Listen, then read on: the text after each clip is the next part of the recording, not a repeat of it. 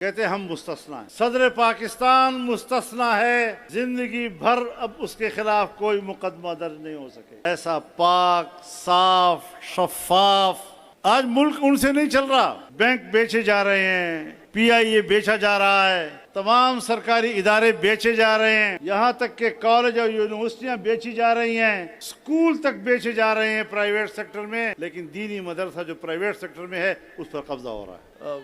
پتہ نہیں کس کس جرم میں 8-10 سال جیل میں رکھا، کبھی اتنا بڑا مجرم کہ جیل میں، اور کبھی اتنا پاک اور شفاف شخصیت کہ اس کے خلاف کوئی کیس بھی نہیں ہو سکے گا، اور تاحیات۔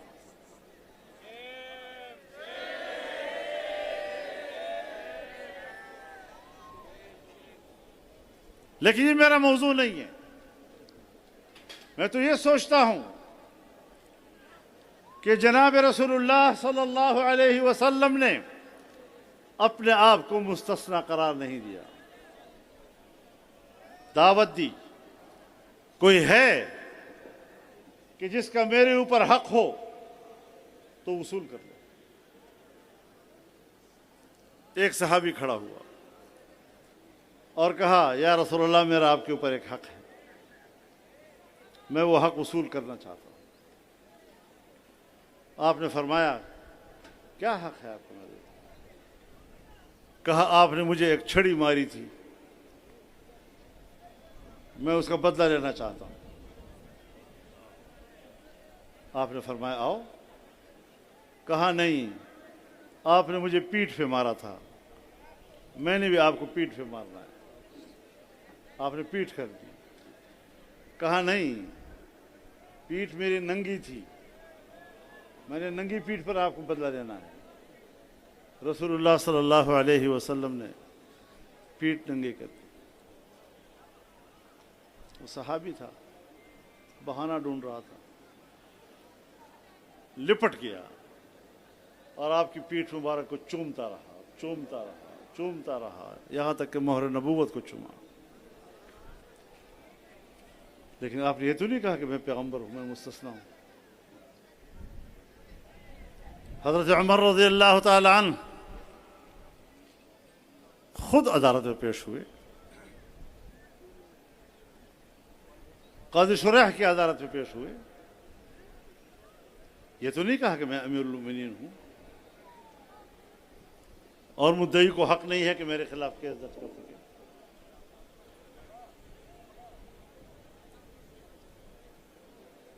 حضرت علی رضی اللہ تعالیٰ کی عدالت میں تو کوئی مستثنا نہیں تھا، وہ خود بھی مستثنا نہیں تھے۔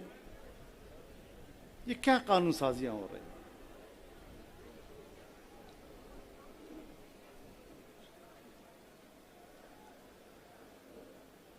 18 سال سے کم عمر شادی نہیں کر سکتے، اور اگر شادی کر لی تو اس کو زنا بالجبر کہا جائے گا، لیکن اگر بچہ پیدا ہو گیا تو بچہ حلالی ہوگا۔ یہ ہمارے قانون سازی ہے۔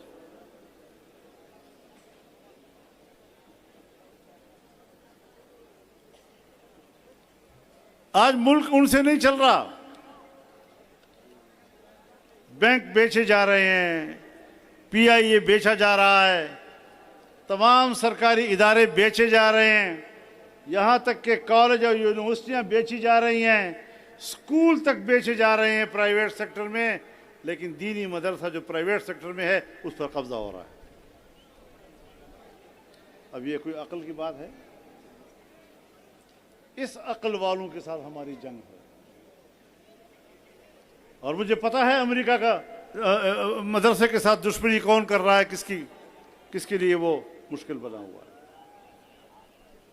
قانون پاس ہو چکا ہے، جس طرح ہم نے کہا تھا اسی طرح پاس ہوا ہے۔ اب عمل درآمد نہیں ہو رہا، صوبوں میں قانون سازیاں نہیں ہو رہی، اور ان کا خیال یہ ہے کہ ہم اس طرح مدرسوں کو غیر مؤثر بنا دیں گے۔ تمہارا باپ بھی دینی مدرسے کو ختم نہیں کر سکے گا انشاءاللہ العزیز۔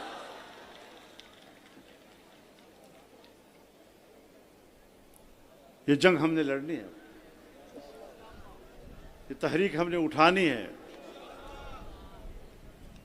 اس ملک میں ہمیں امن چاہیے، انسانی حقوق کا تحفظ چاہیے اور خوشحال معیشت چاہیے۔ ہم نے مہنگائی کے خلاف مظاہروں کا اعلان کیا تھا، لیکن انہی دنوں میں ایران امریکہ کے درمیان پاکستان نے ثالثی کا عمل شروع کیا اور اسلام آباد میں بین الاقوامی قیادت اتر رہی تھی، تو ہم نے سوچا کہ ان حالات میں ہمیں ملک کے لیے مشکل پیدا نہیں کرنی چاہیے۔ ہم نے وہ مظاہرے مؤخر کیے، منسوخ نہیں کیے، اور اب انشاءاللہ العزیز 22 مئی کو جمعے کے روز ملک بھر کے ہر ضلعی ہیڈ کوارٹر میں مظاہرے کیے جائیں گے۔ دوبارہ اعلان کرتا ہوں،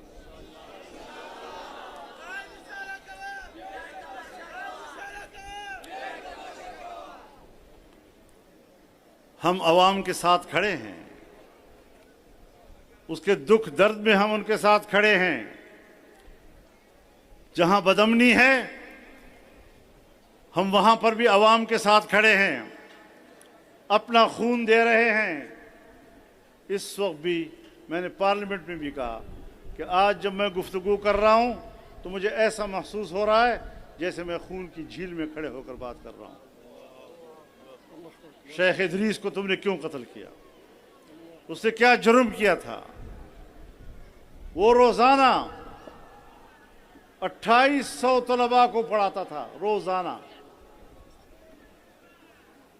1300 طلباء ایک مدرسے میں اور 1500 طلباء دوسرے مدرسے میں۔ جمعیت علماء اسلام کی مرکزی شورا کا رکن تھا، صوبائی اسمبلی میں ہمارا ممبر رہا ہے۔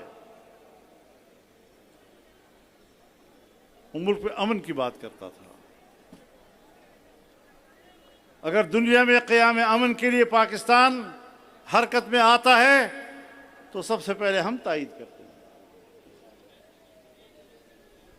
اگر انڈیا کے خلاف اپنی سرزمین کا دفاع کرتے ہیں اور کامیاب دفاع کرتے ہیں تو ہم شانہ بشانہ کھڑے ہوتے ہیں۔ لیکن پارلیمنٹ کی سیاست میں اگر علماء کرام جاتے بھی ہیں تو ان کو دھاندلی کے ذریعے شکست سے دوچار کر کے پارلیمانی کردار سے محروم کر دیا جاتا ہے۔ تم پارلیمان کے کردار سے ہمیں محروم کر سکتے ہو، لیکن اس میدان کے کردار سے ہمیں محروم نہیں کر سکتے۔ اب فیصلے ایوان میں نہیں، میدان میں ہوں۔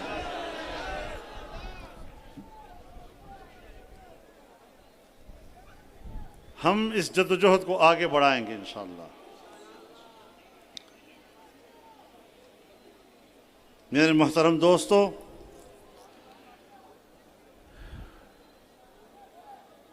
ہمارا نصب العین بڑا واضح ہے۔ ہم پاکستان کو ایک اسلامی فلاحی ریاست بنانا چاہتے ہیں، ایک ایسی ریاست جو معاشی لحاظ سے طاقتور ہو، ایک ایسی ریاست جو دفاعی لحاظ سے طاقتور ہو، ایک ایسی ریاست جہاں عام آدمی کے حقوق محفوظ ہو۔ اور اس جدوجہد کو انشاءاللہ جاری و ساری رکھا جائے گا۔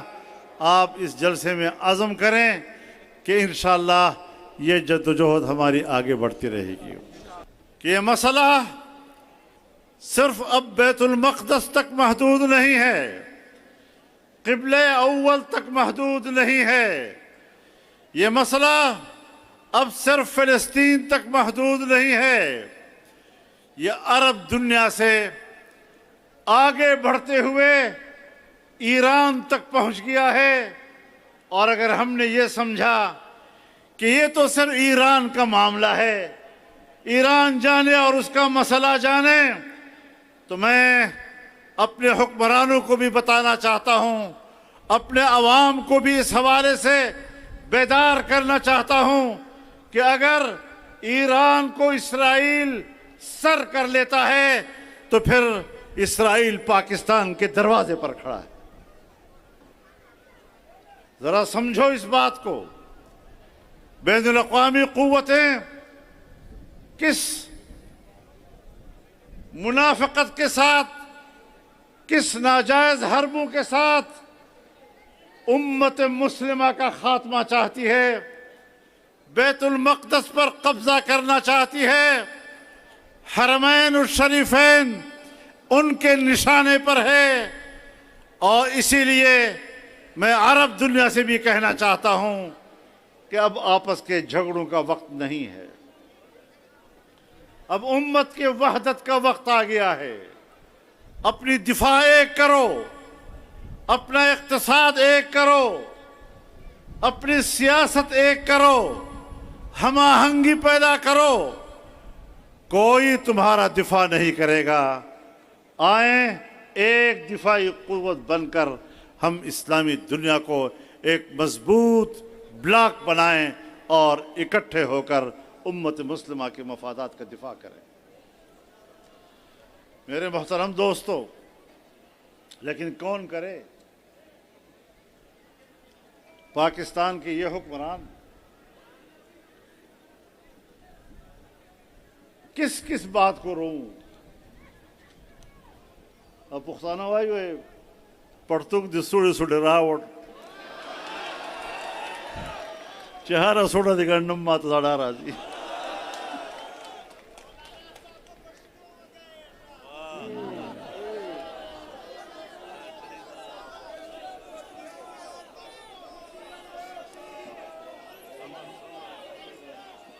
سنجیدہ ہو جائیں، ذرا سنجیدہ ہو جائیں۔ یہاں پر پاکستان خود ایک قومی یکجہتی سے محروم ہے۔ جمعیت علماء اسلام پاکستان میں ایک قومی یکجہتی کی علمبردار جماعت ہے۔ ہم مسلمان بھی ہیں، ہم ایک عقیدہ بھی رکھتے ہیں، لیکن ہم تعصب کے قائل نہیں، ہم نفرتوں کے قائل نہیں ہیں۔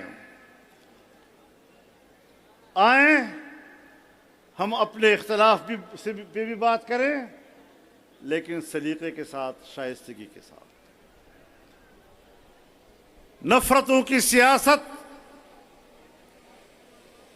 ہم اٹھاتے نہیں ہیں، نفرتوں کی سیاست کو ہم دفن کرتے ہیں۔ ہم پاکستان میں شدت کی سیاست نہیں کر رہے، ہم پاکستان میں اصولوں کی اور محبت کی سیاست کرتے ہیں۔